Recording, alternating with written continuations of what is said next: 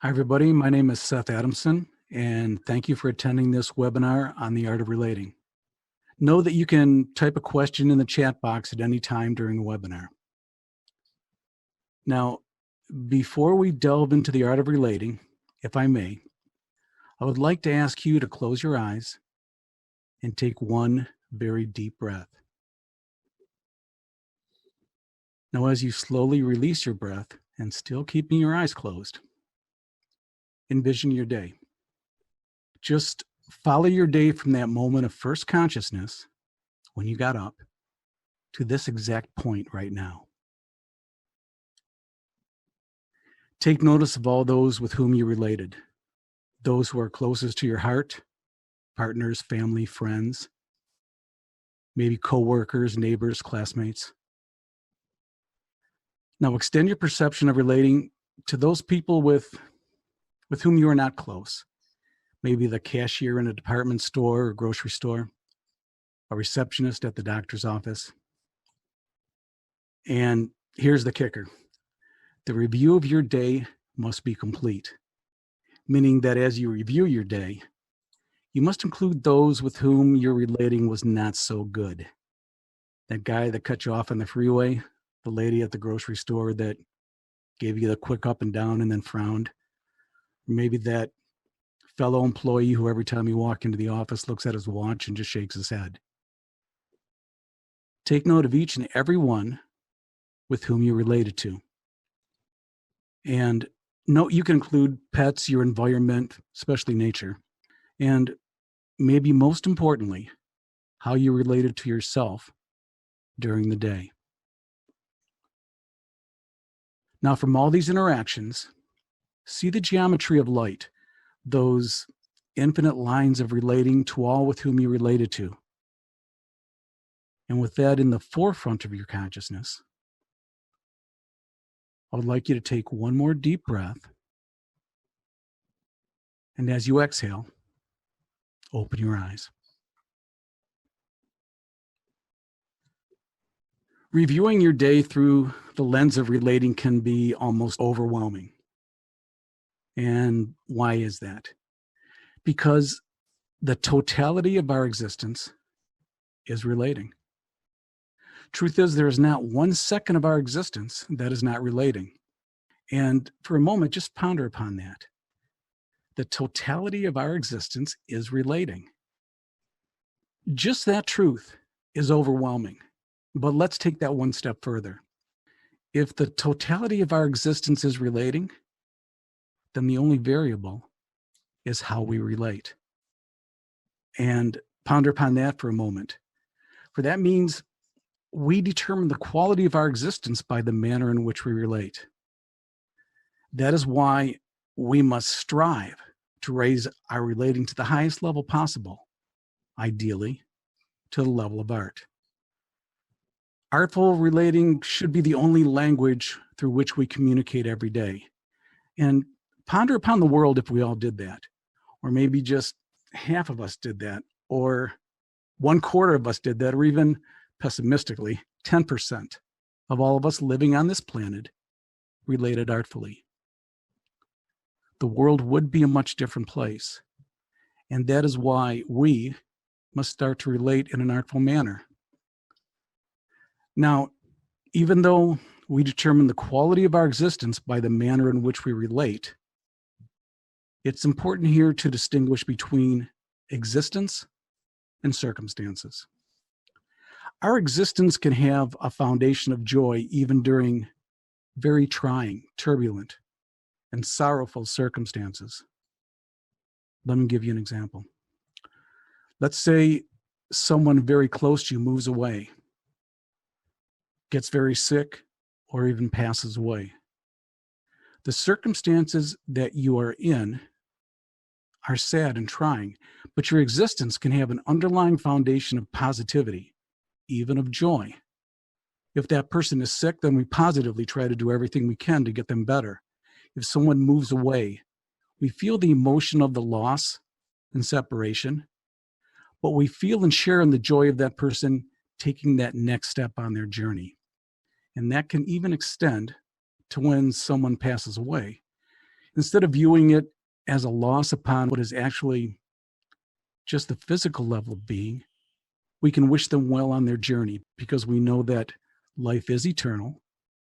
And as we see them take that next step of their journey, we know with complete surety that this is not goodbye, it is just until we meet again.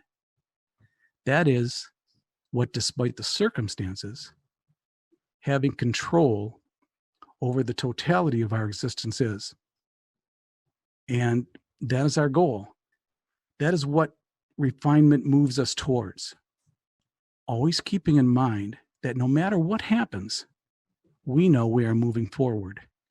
And when adversity happens, and this is such an important part of the art of relating, that adversity is only there to tell us that something is wrong. Something needs attention. A lesson must be learned. Adversity and pain only occur so that we can continue upon the path that is our reason for being.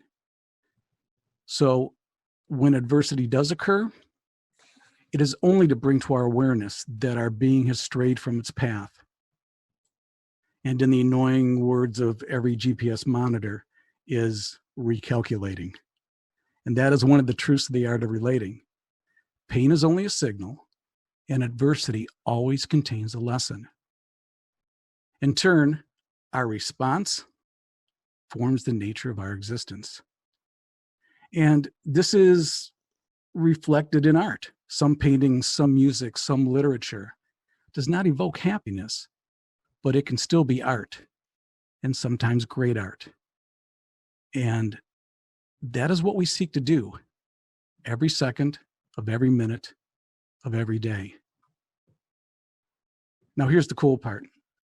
We do not do this alone. In fact, we are never alone. Unfortunately, this is not the time and place to discuss the intricacies of that truth, but it is the time and place to discuss the best part of the art of relating.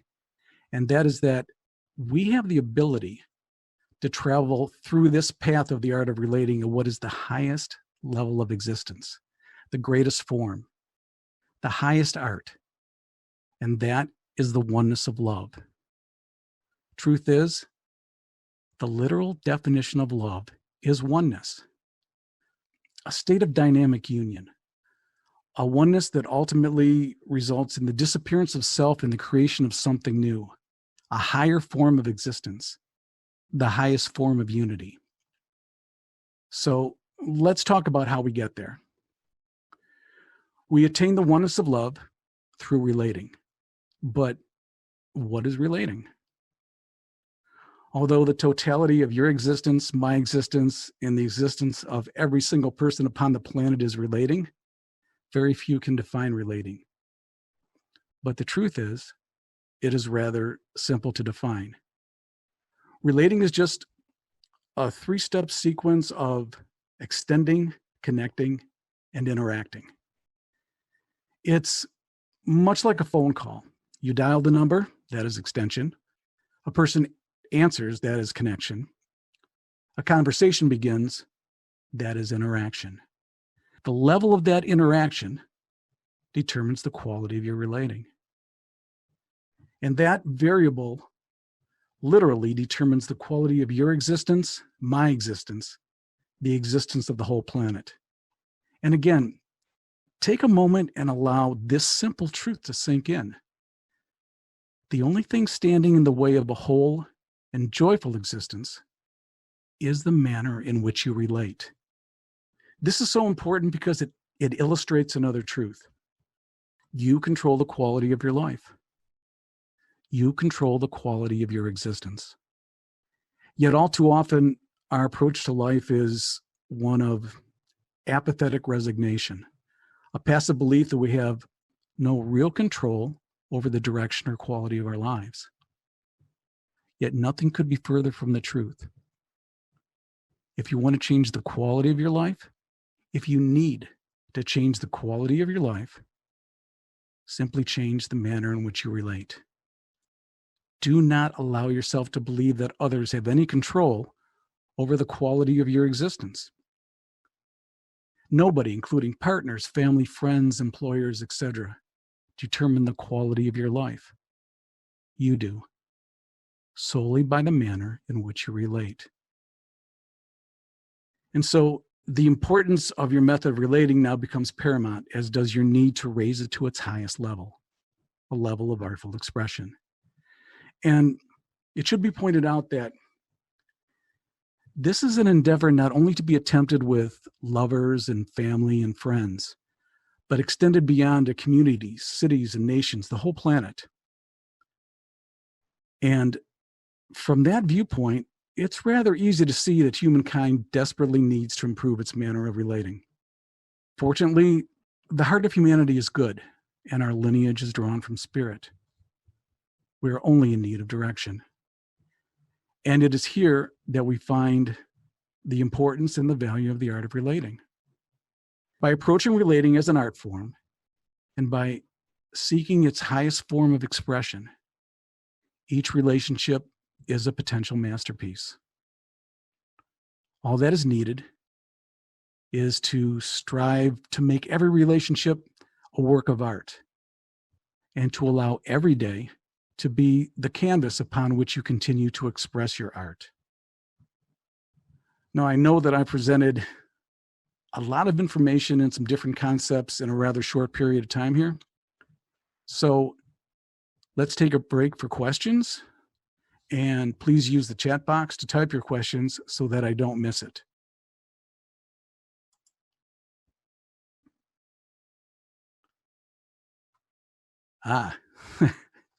So Jan asks, how does the oneness of love occur? Okay. Well, as I described earlier, there are 3 steps to relating: extension or reaching out, connection, and interaction. And I use the example of a phone call, right, to illustrate this 3-step sequence. You dial the number, that's extension. Person answers, that is connection. Conversation begins, that is interaction. Now, here's the answer to your question, and the coolest part of that 3-step sequence. It's always from this 3rd step of relating, interaction, that the oneness of love occurs.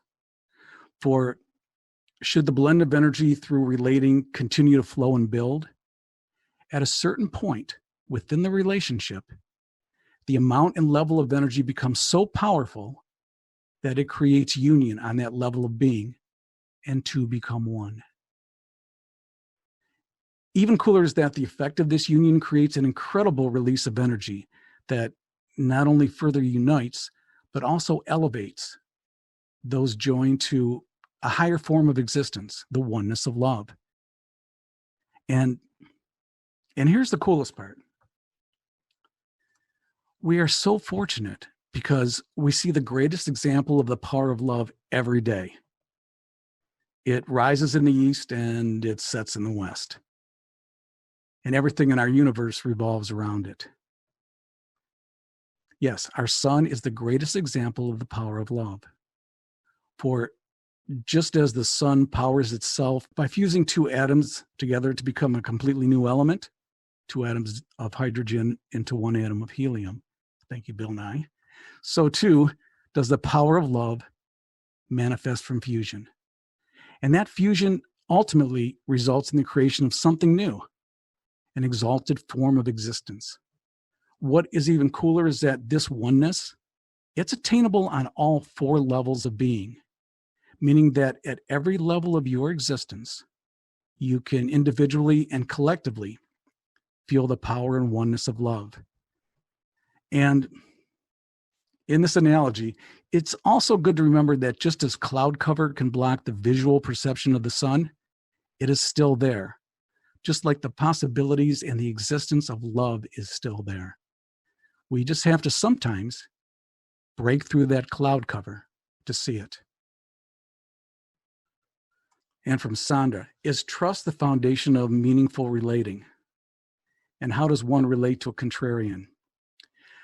Well, I think trust is an essential part of the art of relating. I don't know how anybody can truly build a relationship unless there's trust. which means that I think that trust starts at the level of knowing that you can have that back and forth of the energy of relating on whatever level, okay? And it's physical, emotional, mental, or spiritual. And that's meaningful relating. But you have to trust that that expression will be received and then returned and will be truthful and honest. So that is, trust definitely plays into the foundation of any relating, because it's just built on a house of sand, literally, if that trust is not there. So you asked, how does one relate to a contrarian? I guess that's a tough one. One would be not to take that a person who is contrary to what you say or how you act or in any way, I wouldn't take it personally. I would take it that that is part of that being and accept them at whatever level they feel that they have to be contrary upon. And that's acceptance. And that is also part of the energy that happens when you relate.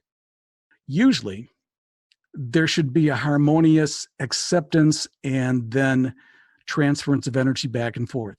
It's kind of like dancing. One person leads, the other person follows. But the cool thing about love, and I didn't say this earlier, okay? When you have that energy and from that fusion, which is like an explosion of sort of energy, what happens is that in order to sustain it, that energy has to flow back and forth. And it's not just a volley back and forth like a tennis game. It is according to need.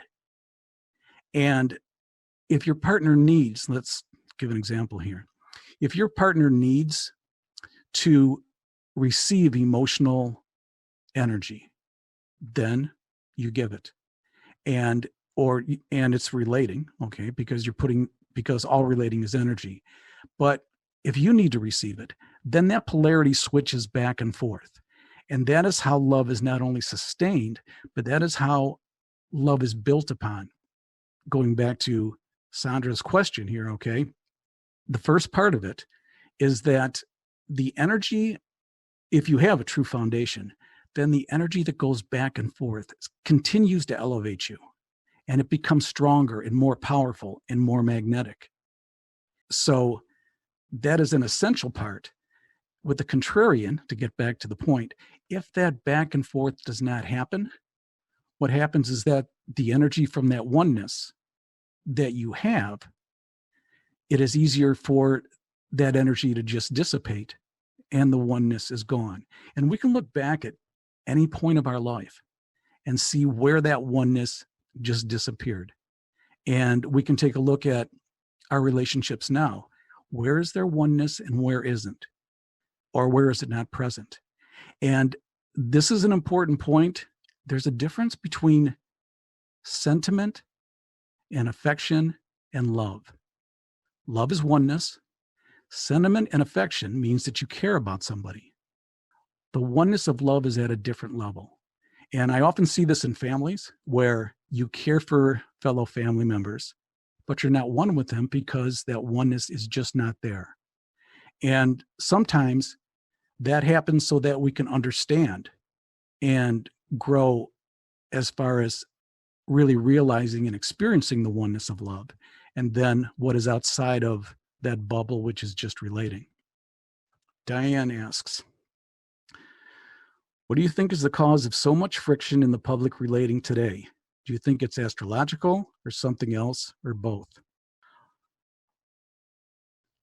I think the cause of so much friction that's happening in the world today is just the fallacy of us against them, which is a basic part of our relating as humans collectively that we need to throw away.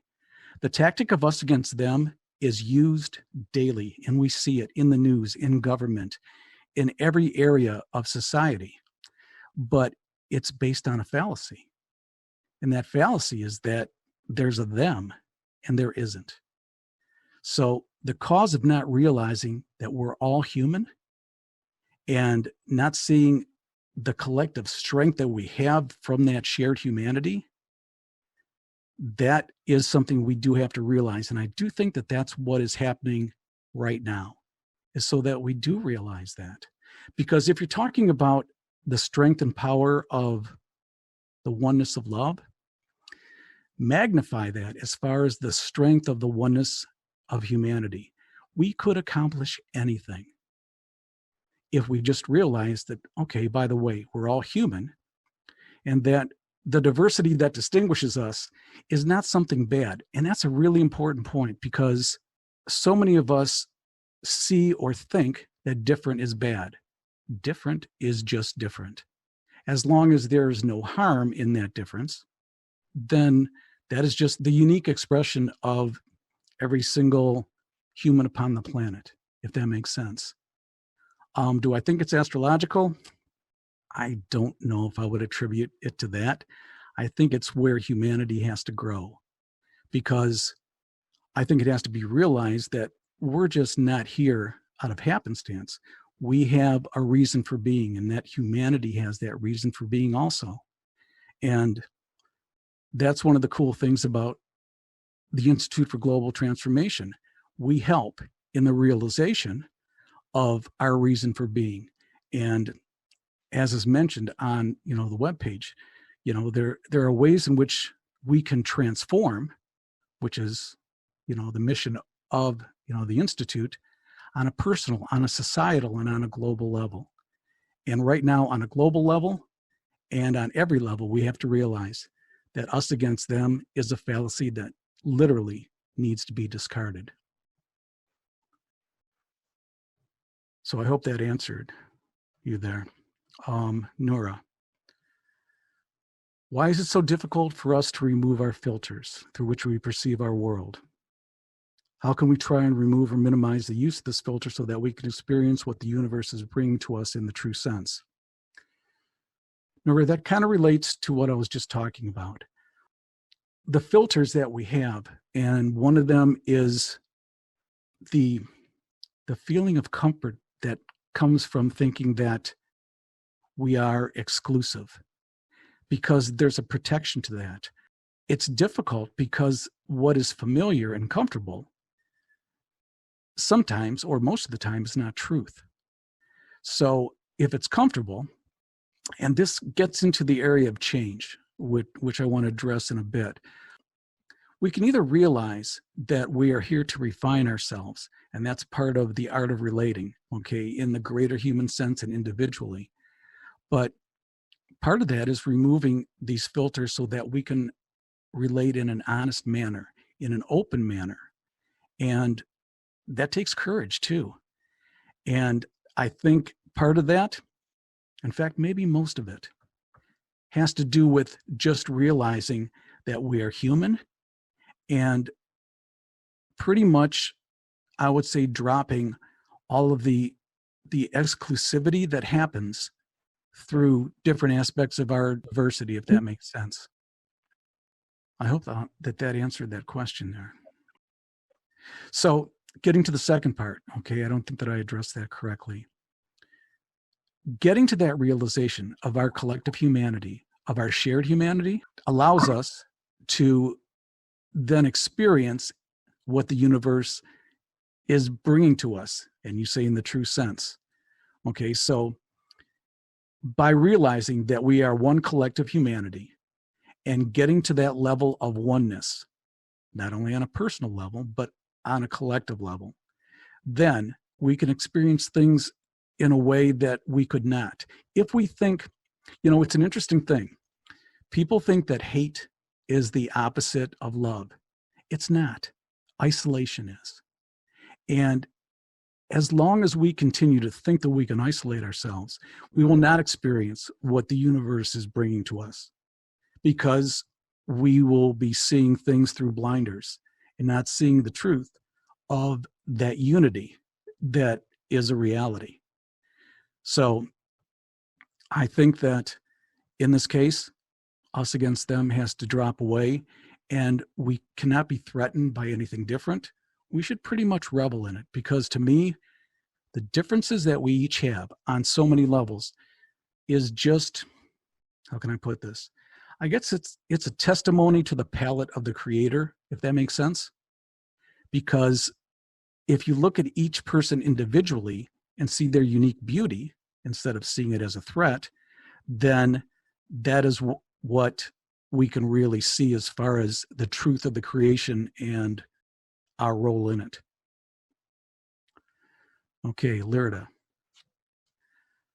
How do we know when we are experiencing the oneness of love?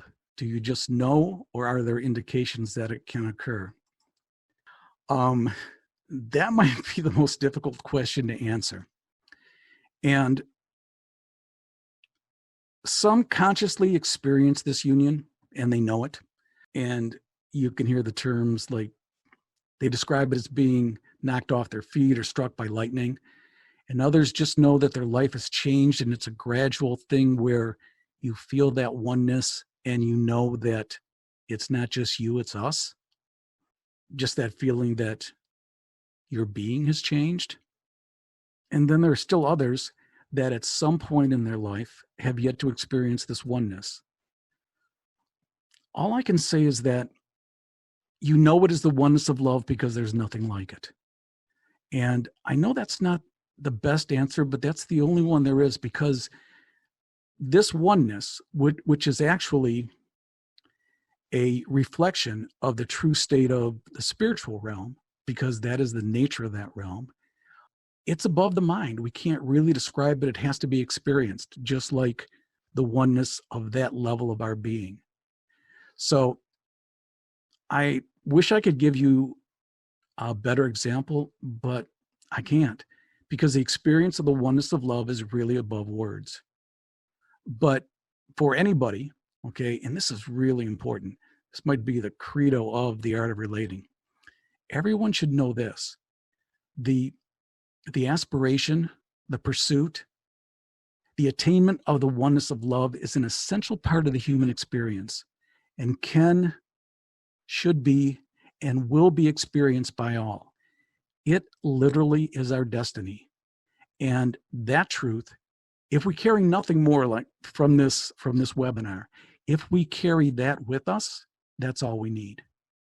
And I wish I could give you more of a description, but I can't. But hopefully that gives you an inkling. Okay, Sandra.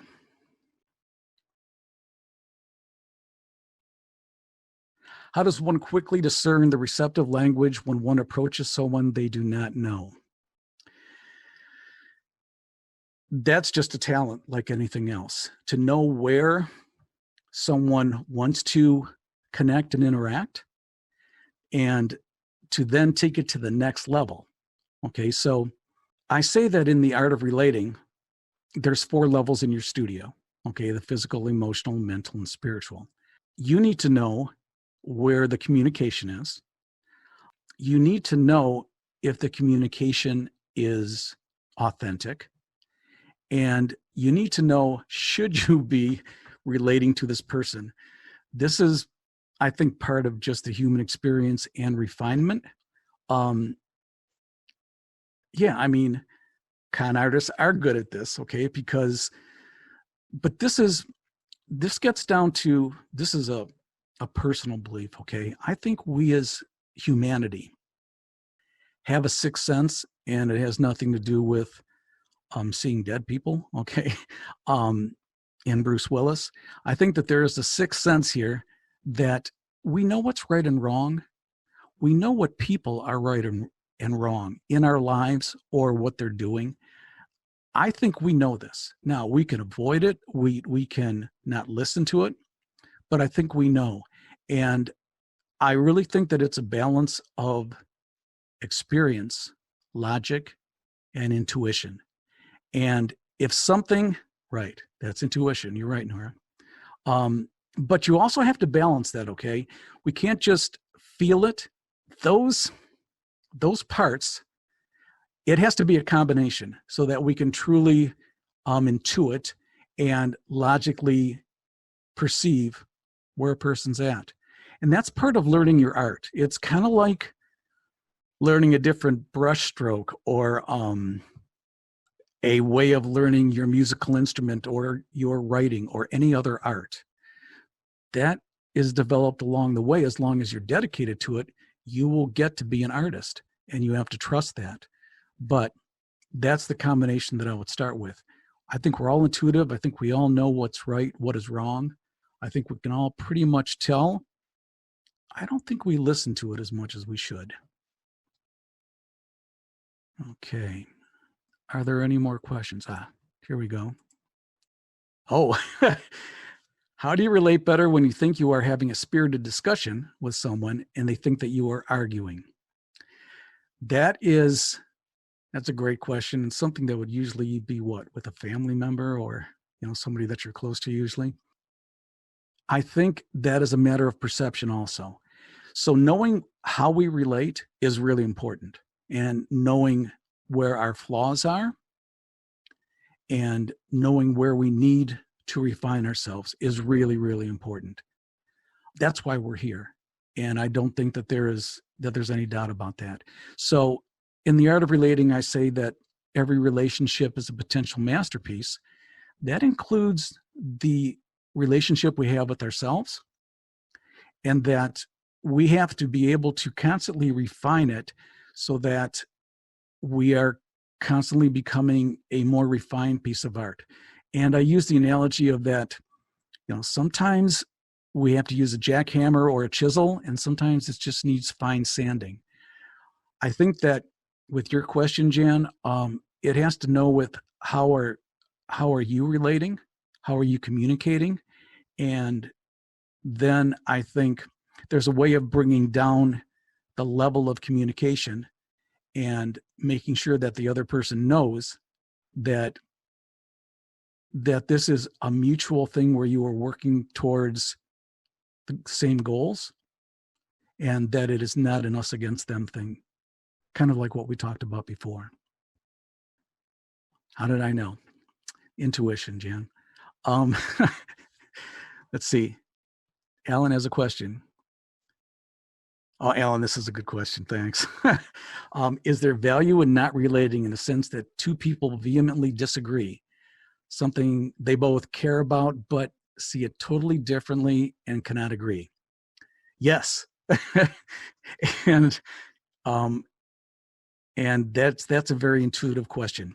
Sometimes the art of relating is not relating at all. And I'm seeing this more politically now than I ever have before, where it's just, there are just two sides to what people perceive, and there's just no middle ground, which is too bad, because we can vehemently disagree, but we can also work towards the eradication of harm, which is where we unite. If we, in a human sense, drop the us against them and work towards the eradication of harm, then we can have different opinions, viewpoints, perspectives, but we can accomplish something. And that is not what is happening today, which is why I think we need the art of relating. And that's not self-aggrandizement. That is just what we as humanity need right now. I mean, it seems to me that especially now, the collective psyche of humanity is just tired, and justifiably so. It's really gotten beaten up, if that is correct English. So getting back to your question, the value in not relating is when you take a look at the relationship and say, this is harmful, it's not good, and there is no possibility of it getting better in the future. Then I think that it is artful to not relate. And this is the analogy that I use.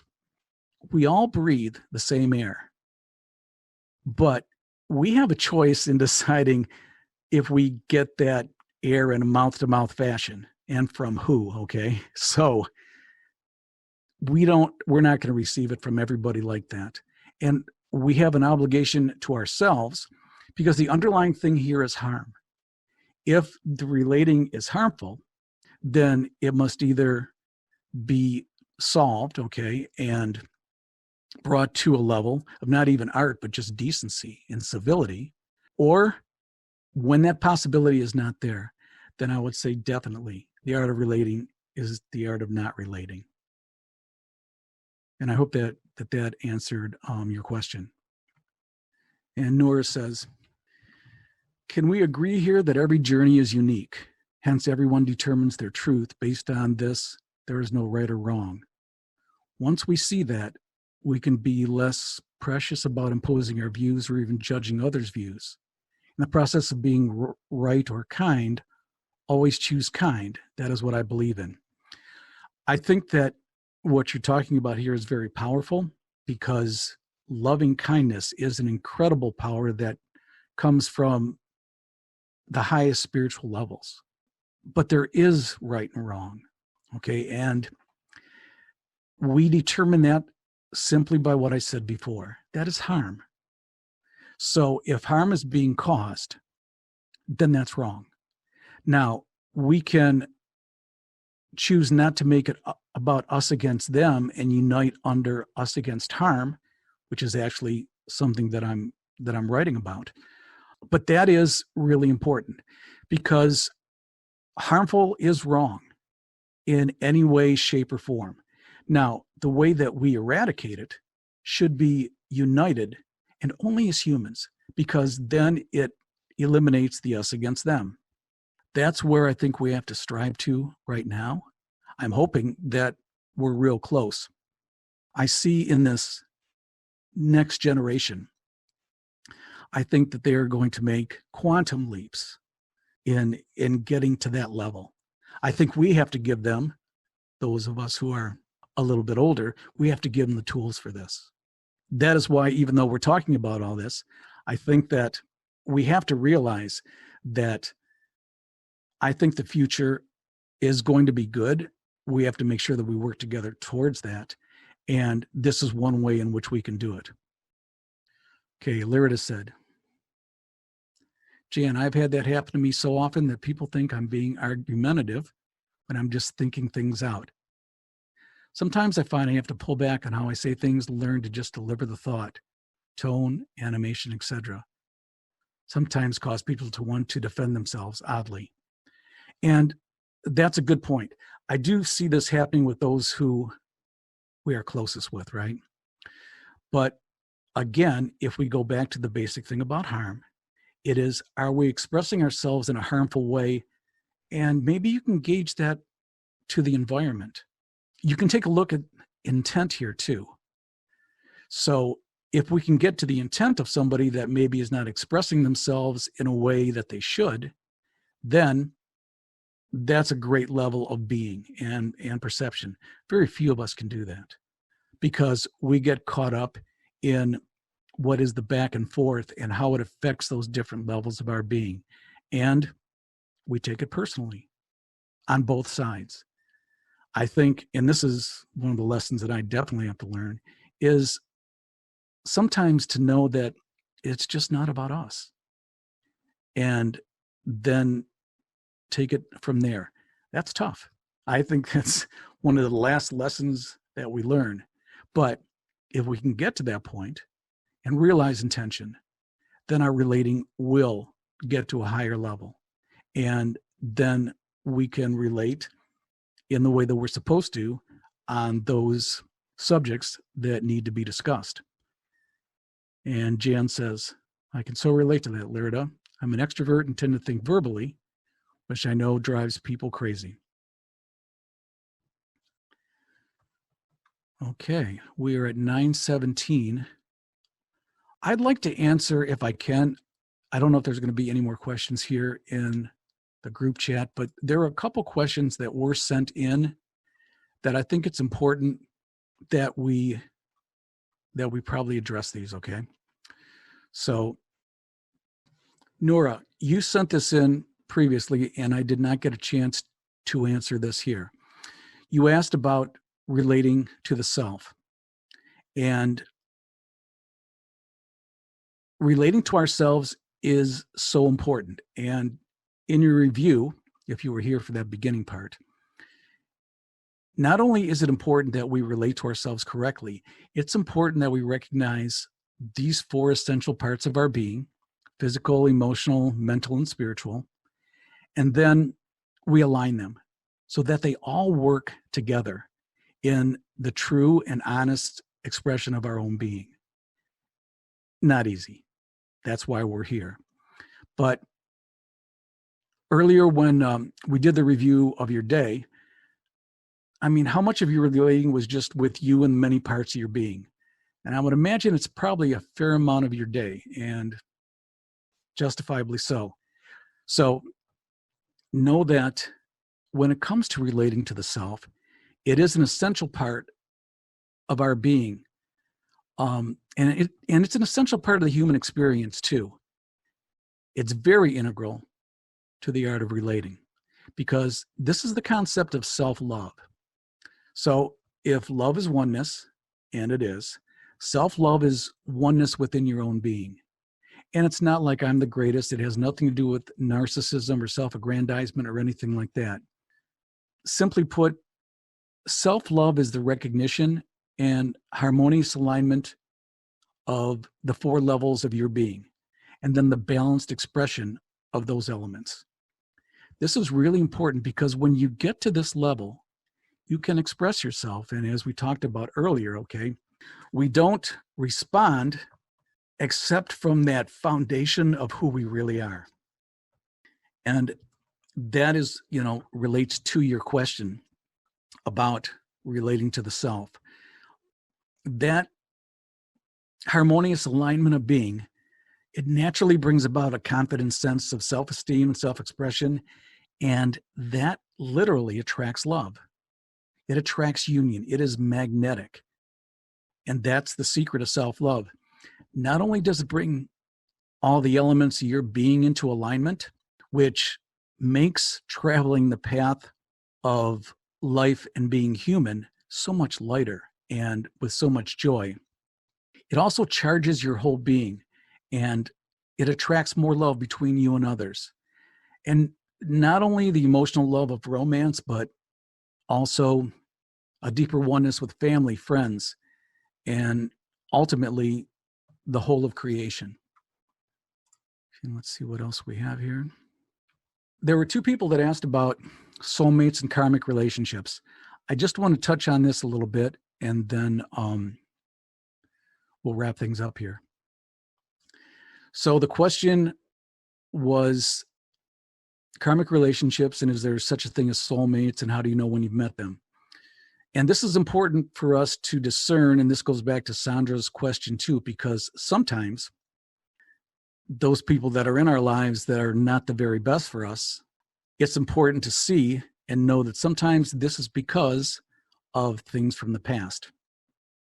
So Janie was asking me to comment on karmic relationships, and Joseph is asking me, is there such a thing as soulmates, and how do you know when you've met them? At this point in the evolution of humanity, just about every important relationship in our life is karmic, meaning that there's a past connection to the person you are relating to.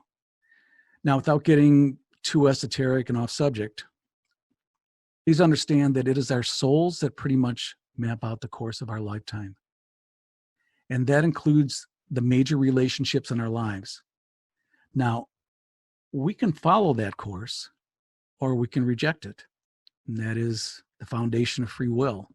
And the intricacy of how this works is far beyond our comprehension, but nothing really happens by chance. By choice, yes. By chance, no.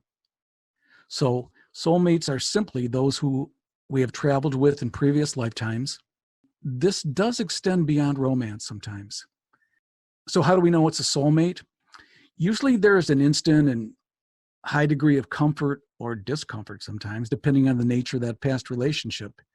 This brings up an important point. No matter who we relate to, it should be artful.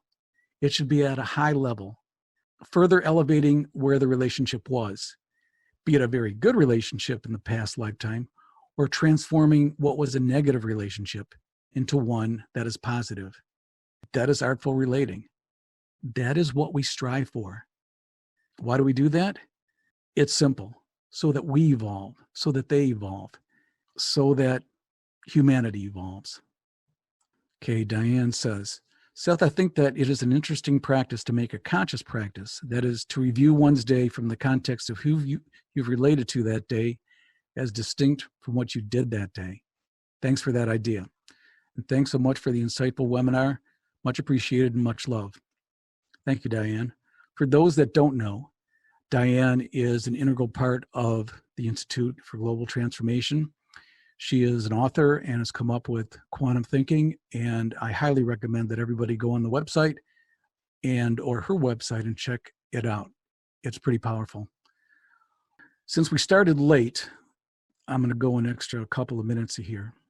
Okay, so I think we've answered all the questions. Am I right?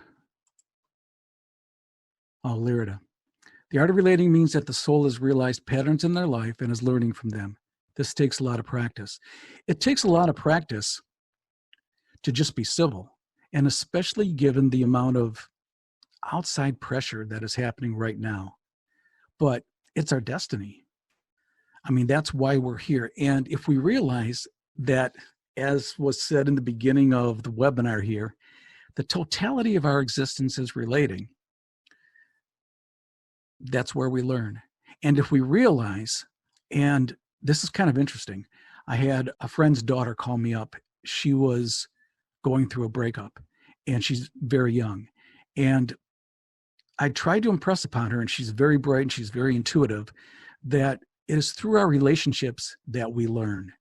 And when we view them not as the us against them type thing, or, oh my gosh, here we go again, then we realize that each one of them furthers us down the path of what is our reason for being. And that it gives kind of a detached perspective to, this is how I learned, this is why I'm here. And just like you say, it takes a lot of practice. But there's a missing part here, and that is that there is that underlying state of existence that we talked about earlier, which is joy. Even through the most heinous circumstances, that faith, that all this is happening for a purpose, it is refinement, and it's furthering me to what is my destiny. That can put a lot of wind at your back. It can make you walk with strength and purpose. And then you realize every instance of relating is just something that can further you and help you in your travels, if that makes sense.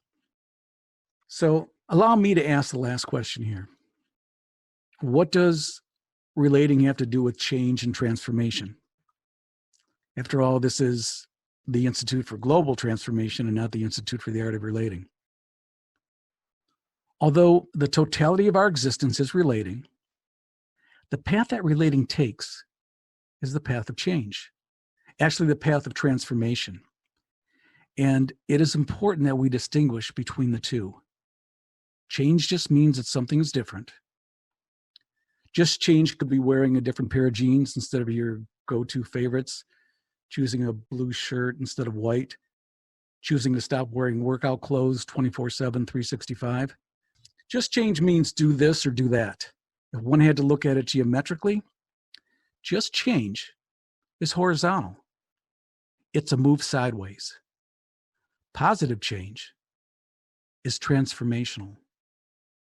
And it's transformational change that makes our lives better individually and collectively. Because it's transformational change that guarantees we don't rise only to fall again. And it's transformational change that assures we continue upward in our individual lives and in our human story. Transformational change is ascension. Ascension to a higher level, ascension to a more refined existence, the next step in our evolution. And again, if we look at transformation geometrically, transformation is vertical. But transformation doesn't only mean rising to a higher level, and this is so important. It also means letting go of that which is holding you down. In this way, transformation can be seen as freedom, literally lightening the burden of your being so that you can rise. So how do we do this? Well, since we can't stop change, and it is fruitless and a waste of time to fight it. The only thing that we can do is to embrace it. Embracing change means we move and work with it, work within it. Embracing change means that you control the effect of change by how you react to it. You determine if change is going to happen with seismic ferocity or as a seamless blending from one phase to another, purely by how you react, purely by how you relate. And that is the connection between relating and transformation, an intimate and eternal connection. Relating is our existence, but change is how we travel through that existence. Putting it in another way, if change/transformation is the vehicle by which you travel through life, that vehicle can be something that is very comfortable and even luxurious, or it can be a clunker that jars your whole being as it hits every pothole of life. That is your choice. You can travel the path of change in a limo or in a junker. That choice of travel determined purely by how you react to change, purely by how you relate. Setting aside the automobile analogy here, what I'm really saying is that although change is inevitable, we can affect the nature of change, the way it comes about, its force, its form, and most importantly, how it affects our lives, our existence. How to achieve that positive transformational change in every aspect of your life is the essential talent needed in the art of relating. A talent that will allow you to travel with change as an adventure and hopefully accept the joy of that journey. And that is the mission of the Institute for Global Transformation, to aid and bring about transformational change. The IFGT has articles, teachers, and courses that puts you on the path of transformation, be it personal, societal, or global. I encourage everybody to go to ifgt.net and explore all that the Institute for Global Transformation offers. I also encourage you to donate to the IFGT to help them continue their mission of bringing about a better world. And if you act right now, there are 2 extra perks for donating. The first is that the IFGT is a 501c3 tax-exempt charitable organization, meaning that your contribution is tax deductible. But if you contribute $50, you get a signed copy of The Art of Relating. If you donate $100, you get a signed copy of The Art of Relating and an Equation for Peace poster. And if you donate $150 or more, you get a signed copy of The Art of Relating, an Equation for Peace poster, and a signed numbered copy of my new book, Human Unity. Most importantly, though, however you can, become a part of the IFGT community. And with that, I'm going to end this webinar. But before I do that, thanks to Marianne Miller and all that IFGT and all the people at IFGT that helped make this webinar a reality. Special thanks, by the way, to Lyrda Barrett and Diane Collins. And lastly, if you are interested in finding out more about the art of relating, you can go to artofrelating.net. It is also through that website that you can contact me. Thanks again to all who have attended. Goodbye now.